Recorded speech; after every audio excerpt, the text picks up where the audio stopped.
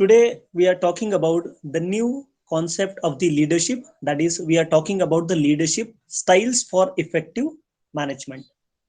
So, the first question comes to your mind that what is the meaning of leadership styles?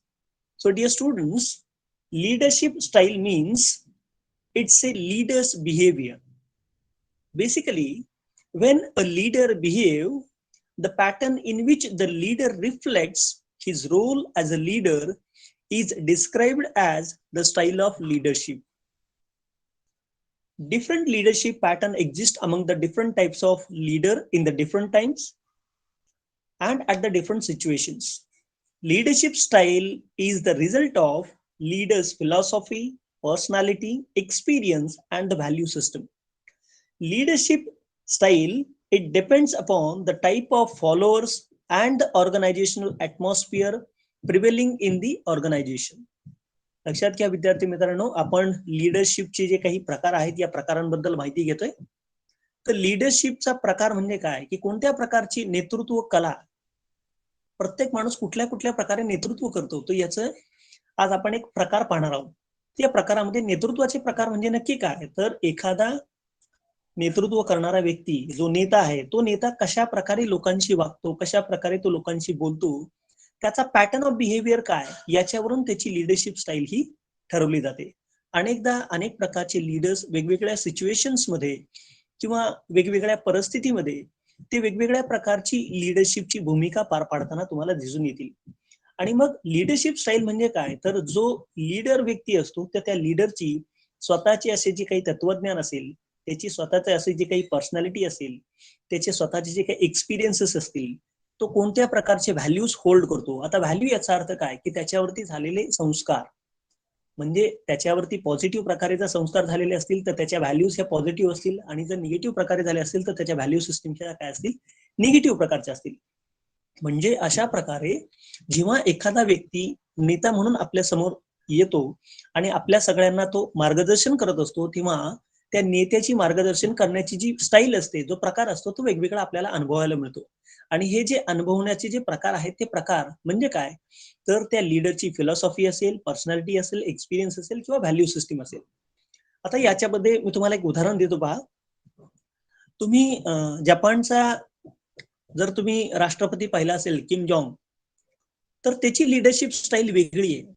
आणि आपल्याकडे भारतामध्ये जर तुम्ही पाहिलं असेल, आपल्या भारताचे जे प्राईम मिनिस्टर्स आहेत त्यांची स्टाईल थोडीशी वेगळी आहे. म्हणजे या ठिकाणी हे दोन्ही व्यक्ती जगाचे नेतृत्व करतात, दोन देशांचं नेतृत्व करतात, परंतु नेतृत्व करत असताना या दोघांचा पॅटर्न ऑफ बिहेवियर हा वेगळ्या प्रकारचा आहे. आणि मग कंपनीमध्ये देखील जेव्हा एखादा व्यक्ती ऍज अ लीडर म्हणून कंपनीमध्ये लोकांना मार्गदर्शन करतो, लोकांचं लीडरशिप करतो, तेव्हा लीडरशिप करताना त्याला कुठल्या कुठल्या प्रकारे लीडरशिप करायची असते. यातला जो पहिला प्रकार आहे, तो पहिला प्रकार म्हणजे मोटिवेशनल स्टाईल ऑफ लीडरशिप. आता लक्षात घ्या, मोटिवेशनल स्टाईल ऑफ लीडरशिप म्हणजे काय, तर याच्यामध्ये दोन प्रकार आहेत. काही लीडर्स हे तुम्हाला पॉझिटिव्ह अँगलने पण मोटिवेट करतात, तर काही लीडर असे असतात की जे तुम्हाला निगेटिव्ह अँगलने पण मोटिवेट करतात. मग आता या पॉझिटिव्ह आणि निगेटिव्ह या दोन अँगलमध्ये बऱ्याचदा कोणता अँगल कधी वापरायचा, तर याच्याबद्दल बऱ्याच लोकांना माहिती नसतं की लीडर कधी कुठल्या प्रकारचा अँगल वापरणार आहे. तर लक्षात घ्या विद्यार्थी मित्रांनो, अनेक वेळेला असं होतं की समजा एखादा लीडर हा जर त्याच्या सबऑर्डिनेट बरोबर जर पॉझिटिव्ह वेने वागत असेल, तर लक्षात घ्या तो काय करेल की तो त्याच्या सबऑर्डिनेटला जास्तीत जास्त रिवॉर्ड देण्याचा प्रयत्न करेल, जेणेकरून तो तुम्हाला सांगेल की जर तुम्ही चांगलं काम केलं तर तुम्हाला चांगल्या कामाबद्दल मी तुम्हाला चांगल्या प्रकारचा रिवॉर्ड देईन, तुम्हाला मी चांगल्या कामाचा मोबदला देईल, तुम्हाला एक प्रकारचं रिकग्निशन मिळेल. तर दुसरीकडे जर तो लीडर निगेटिव्ह टाईप मध्ये तुम्हाला मोटिवेशन करत असेल, जर उदाहरण तुम्हाला सांगायचं म्हटलं तर समजा एखादा लीडर तुम्हाला अशा पद्धतीने मोटिवेशन करतोय की जर तुम्ही काम नाही केलं तर मी तुम्हाला कामावरून काढून टाकेल, तुमचं डिमोशन केलं जाईल. तर अशा प्रकारची जी मोटिवेशनल स्टाईल ऑफ लीडरशिप असते, तर ही निगेटिव्ह स्टाईल ऑफ लीडरशिप आहे, ज्याच्यामध्ये लोकांना धमकी दिली जाते, लोकांना या ठिकाणी असं भासवलं जातं की जर तुम्ही काम नाही केलं तर तुम्हाला मात्र काही गोष्टींना मुकावं लागेल, काही गोष्टी तुमच्या मना विरुद्ध केल्या जातील.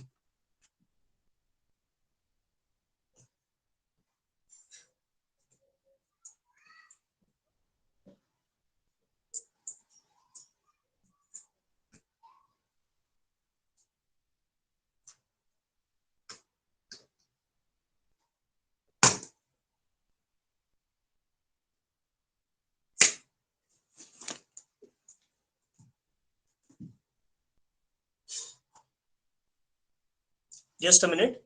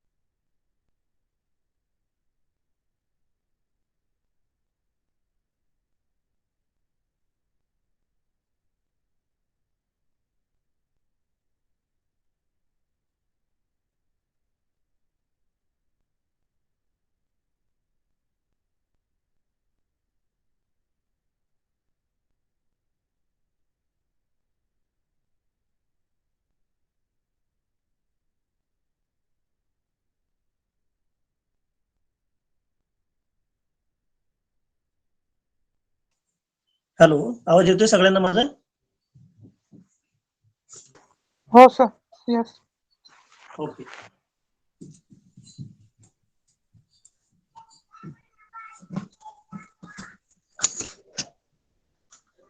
So we were talking about the motivational style of leadership. So motivational style of leadership मध्ये जेव्हा एखादा लीडर पॉझिटिव्ह असतो आणि तो पॉझिटिव्ह बाजूने जेव्हा तुम्हाला मोटिवेट करत असतो, तेव्हा तो लीडर काय करेल, तो मॅक्सिमम अशा प्रकारचा अप्रोच ठेवेल की लोकांना रिवॉर्ड द्यावा. म्हणजे जे त्याचे फॉलोअर असतील, जे लोक त्याचं काम ऐकतील, जे लोक त्याला फॉलो करतील, जे लोक ते सांगेल तो करेल, तर अशा व्यक्तीला तो रिवॉर्ड देईल आणि म्हणून तो पॉझिटिव्ह टाईपची लिडरशिप वापरू शकतो. तर दुसरीकडे काही असे पण लोक असतील की जे लोक निगेटिव्ह टाईप ऑफ लिडरशिप पण फॉलो करतात. आता negative type of leadership follow करतात म्हणजे काय, तर याच्यामध्ये सरळ सरळ एकच अर्थ आहे, लक्षात ठेवा की निगेटिव्ह टाईप ऑफ लिडरशिप मध्ये जो मॅनेजर आहे कंपनीचा, तो काय करतो की अनेक लोकांना डायरेक्शन देताना त्याचे जे सबऑर्डिनेट्स आहेत त्याच्या सबऑर्डिनेटला तो असं सांगतो की जर तुम्ही माझं ऐकलं नाही, जर तुम्ही माझं काम नाही केलं, तर अशा केसमध्ये मी तुम्हाला पेनल्टी लावेन, मी तुम्हाला फाईन करेल, मी तुम्हाला शिक्षा करेन, तुमचं डिमोशन देखील होऊ शकतं. तर अशा प्रकारचं जे काही अप्रोच असतो तो निगेटिव्ह स्टाईल ऑफ लिडरशिप मध्ये असतो. म्हणून लक्षात ठेवा, जितकी जास्त या ठिकाणी निगेटिव्हिटी किंवा पेनल्टी जास्त असेल, तर तेवढी निगेटिव्ह स्टाईल ऑफ लिडरशिप जास्त आहे. आता याच्यामध्ये जेव्हा रिवॉर्ड आणि इन्सेंटिव्ह सुद्धा जास्त असतात, तेव्हा ती पॉझिटिव्ह टाईपची लिडरशिप असते. त्यामुळे जो कंपनीचा लीडर आहे, तो लीडर बऱ्याचदा पॉझिटिव्ह आणि निगेटिव्ह अशा प्रकारच्या लिडरशिप स्टाईल वापरत असतो. कारण की प्रत्येक मॅनेजरला या दोन्ही स्टाईल्स वापराव्या लागतात. कारण की काही वेळेला काही लोक पॉझिटिव्ह अँगलने मोटिवेट होतात, तर काही वेळेला काही लोक हे निगेटिव्ह अँगलने मोटिवेट होत असतात. आणि याच्यामुळं माणसाला वेगवेगळ्या सिच्युएशन मध्ये वेगवेगळ्या प्रकारची स्टाईल ऑफ लिडरशिप अप्लाय करावी लागते. सेकंड याच्यामध्ये जो काही टाईप आहे, तो सेकंड टाईप आहे, तो म्हणजे पॉवर स्टाईल. आता पॉवर स्टाईल ऑफ लिडरशिप म्हणजे काय, so in this leadership style the way in which a leader uses the power also establishes a type of leadership. Each power, like autocratic, participative, or free rein, has its benefits and limitations. A leader may use all styles over a period of time, but one style tend to be predominated as a normal way of time, but one style tend to be predominated as his normal way of time Example, a factory supervisor who is normally autocratic, but he is participative in determining the vacation schedule and free rein in selecting a departmental representative for safety committee. And therefore, it should be noted that the classifications are not scientific, but in practice, a leader adopts combination of style of power which each manager apply in his own way. The power use exists along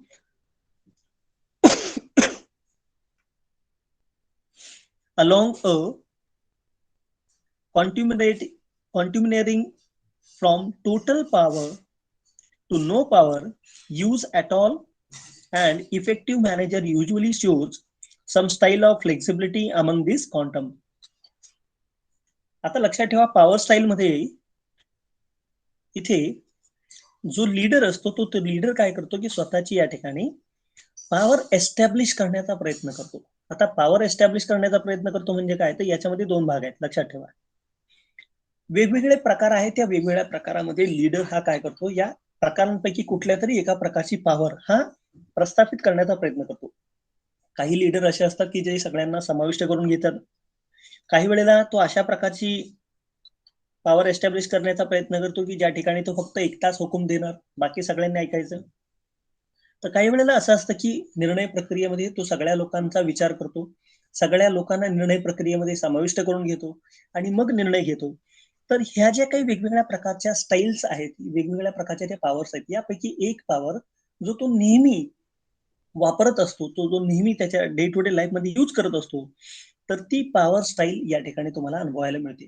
परंतु power स्टाईलचा याचा अर्थ असा नाही की एकच style शेवटपर्यंत वापरली जाते. याच्यामध्ये सिच्युएशन वाईज वेगवेगळ्या प्रकारच्या पॉवर्स वापरल्या जातात. आता उदाहरण जर सांगायचं म्हटलं तर एखादा जो मॅनेजर आहे तर तो मॅनेजर काय करतो की बऱ्याचदा फॅक्टरीमध्ये सुपरविजन करताना तो ऑटोक्रेटिक असतो. ऑटोक्रेटिक म्हणजे तो एकटा हुकूम देणार, सगळ्यांनी त्याचा हुकूम मानायचा, त्याने जसं सांगेल तसं करायचं. तर बऱ्याचदा तोच लीडर काय करतो की जेव्हा डिपार्टमेंटचं रिप्रेझेंटेशन असतं तेव्हा डिपार्टमेंटच्या रिप्रेझेंटेशन मध्ये कामगाराच्या पैकी एखाद्या कामगाराला त्या सेफ्टी कमिटीमध्ये एखादा मेंबर म्हणून सुद्धा त्यांना अपॉइंट करतो. तसंच जेव्हा निर्णय प्रक्रिया घ्यायची असते तेव्हा निर्णय प्रक्रियेमध्ये देखील तो आपल्या इतर सहकार्यांना देखील सामील करून घेत असतो. तर अशा प्रकारची जी स्टाईल ऑफ लिडरशिप आहे याला आपण पॉवर स्टाईल ऑफ लिडरशिप असं म्हणतो. आता जे फेमस स्टाईल ऑफ लिडरशिप आहे तो म्हणजे ऑटोक्रॅटिक ऑर ऑथोरिटॅटियन लिडरशिप. आता autocratic style of leadership it gives order which he insist that all should be obeyed. He determines policies for the group without consulting them, and he does not give detailed information about future plans, but he simply tells that group what immediate steps they make or they must take. In this style, leader gives personal praise or criticism to each member, his own initiative, and remains aloof from the group for the great part of the time. Under this style of leadership, all the decision powers are centralized and they are vested within the leader itself. Leader adopting this style of strategies to decide and to order their subordinates. In this style, the leader does not give subordinate the freedom to influence his behavior. In autocratic style of leadership, it's a negative style of leadership because followers are uniform, insecure, and afraid to leaders' authority. In such leader, it may be called as a strict or autocratic who relies on negative influences and gives order which the subordinate must accept. In this style of leadership, it can be also a positive because the leader may use his power to disperse the reward to the group. In this style of motivational style of leadership, when it comes to a positive side, it is called as an benevolent autocrat. The benevolent autocrat is effective in getting high productivity in many situations and he can develop the effective human relationship.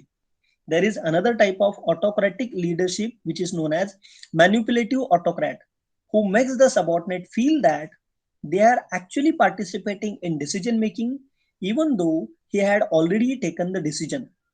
आता लक्षात घ्या विद्यार्थी मित्रांनो, ऑटोक्रॅटिक leadership style म्हणजे काय? तर ऑटोक्रॅटिक याचा अर्थ हुकुमशाही. तर या स्टाईल ऑफ लिडरशिप मध्ये बऱ्याचदा लीडर हा सगळ्या लोकांना ऑर्डर देतो आणि सगळ्या लोकांनी त्या लीडरचं ऐकायचं असतं. त्याला तुम्ही उलट प्रश्न करू शकत नाही, त्याला तुम्ही उलट एखादी गोष्ट विचारू शकत नाही. त्याने सांगितलेल्या प्रत्येक गोष्टी ह्या तुम्हाला फॉलो कराव्या लागतात, मग ती तुमची इच्छा असो किंवा नसो. तर अशा प्रकारची ही ऑटोक्रॅटिक लिडरशिप स्टाईल असते, ज्यामध्ये डिसिजन देखील जेव्हा घेतलं जातं तेव्हा डिसिजन घेताना लीडर हा स्वतः एकटाच डिसिजन घेतो. तो इतर कुठल्याही व्यक्तीचं मत डिसिजन घेताना विचारात घेत नाही. परंतु ऑटोक्रॅटिक स्टाईल ऑफ लिडरशिप मध्ये जेव्हा मोटिवेशनल स्टाईल किंवा एक पॉझिटिव्ह बाजू याच्यामध्ये ऍड होते, तेव्हा त्याला आपण बिनोव्हेलंट ऑटोक्रॅट असं म्हणतो. कारण बिनोव्हेलंट ऑटोक्रॅट याचा अर्थ असा आहे की ज्यामध्ये हाय प्रोडक्टिव्हिटी जेव्हा तुम्हाला निर्माण करायची असते, अशा वेळेला बिनोव्हेलंट ऑटोक्रॅट लिडरशिप स्टाईल अप्लाय केली जाते. कारण की याच्यामध्ये जास्तीत जास्त प्रोडक्टिव्हिटी निर्माण करण्यासाठी तुमच्यामध्ये चांगल्या प्रकारचं रिलेशनशिप डेव्हलप केलं जातं. तसंच याच्यामध्ये आणखीन एक टाईप आहे, ते म्हणजे मॅन्युप्युलेटिव्ह ऑटोक्रॅट, की ज्याच्यामध्ये तुमचा जो सबऑर्डिनेट आहे त्या सबऑर्डिनेटला डिसिजन मेकिंग मध्ये पार्टिसिपेट केले जाते असं त्याला फील केलं जातं, जेणेकरून तो चांगल्या प्रकारचा डिसिजन तुम्हाला देईल. म्हणजेच ऑटोक्रॅटिक लिडरशिप स्टाईल मध्ये लक्षात घ्या, जास्तीत जास्त लोकांवरती हुकुमशाही केली जाते. लोकांना एकाच व्यक्तीचं ऐकावं लागतं, एकाच व्यक्तीला डिसिजन घेण्याच्या पॉवर्स त्याच्याकडेच असतात आणि तो इतर कोणालाही त्याच्या निर्णय प्रक्रियेमध्ये समाविष्ट करून घेत नाही. आता पुढची जी स्टाईल ऑफ लिडरशिप आहे ती म्हणजे पार्टिसिपेटिव्ह किंवा ज्याला आपण म्हणतो डेमोक्रॅटिक लीडर. आता पार्टिसिपेटिव्ह किंवा डेमोक्रॅटिक लीडर म्हणजे काय? तर democratic leader is one who gives order only after consulting the group. आता बघा, पार्टिसिपेटिव्ह आणि डेमोक्रॅटिक लीडर मध्ये इथे फरक कसा पडला? तर पार्टिसिपेटिव्ह मध्ये या प्रकारचे जे लीडर्स असतात, हे लीडर काय करतात, तर निर्णय प्रक्रियेमध्ये इतर सगळे आपले जे काही सबऑर्डिनेट आहेत या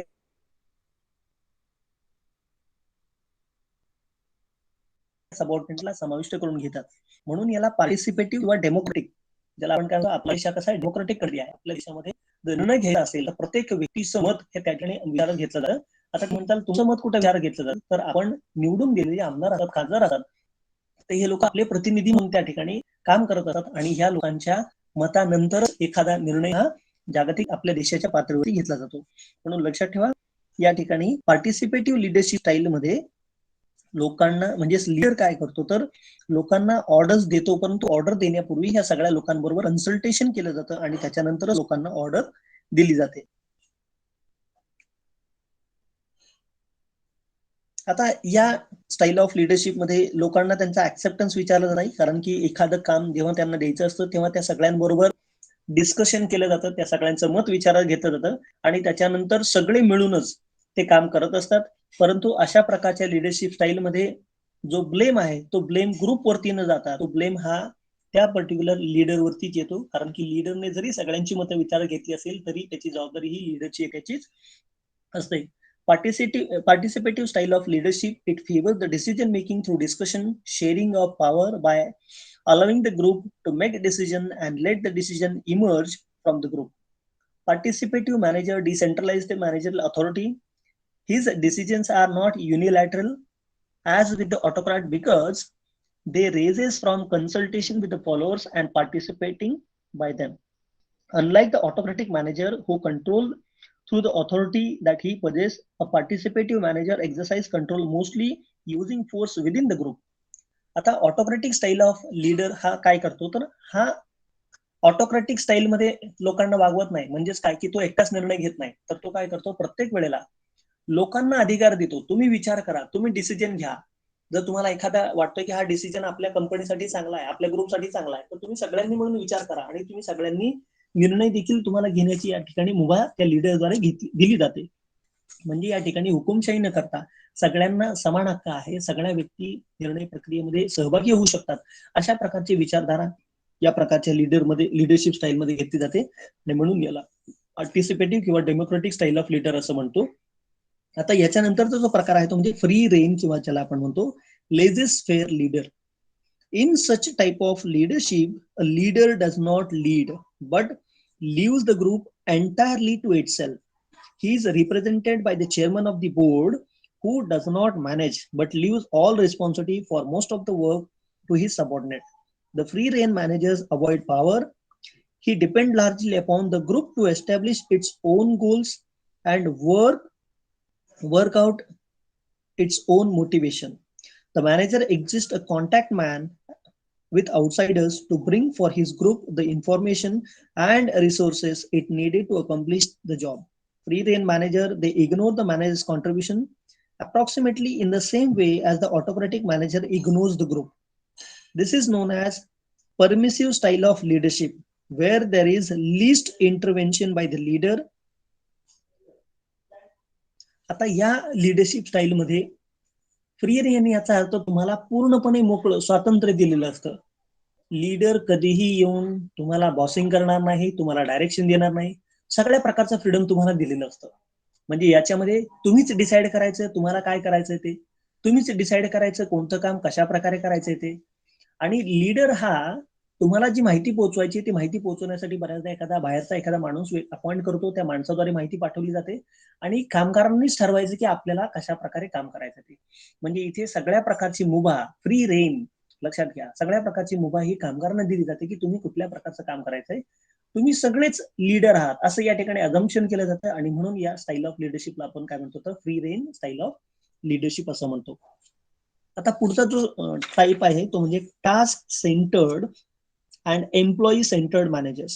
आता टास्क सेंटर्ड आणि employee centred managers means it has been observed that managers secure somewhat higher productivity and morale if they have high employee oriented. The employee centered manager is considered of his men as a human being, and he recognizes their needs and respect their human dignity. He tries to build the teamwork, develop his people with the help of solving their problems. In this way, he tries to build an effective work group with high performing goals. The employee-centered manager wants to help the subordinates with their problems, not only on the job, but even off the job. Besides preparing the subordinates for their present job, he also tries to develop them for the next higher job and tries to get them ready for the promotion.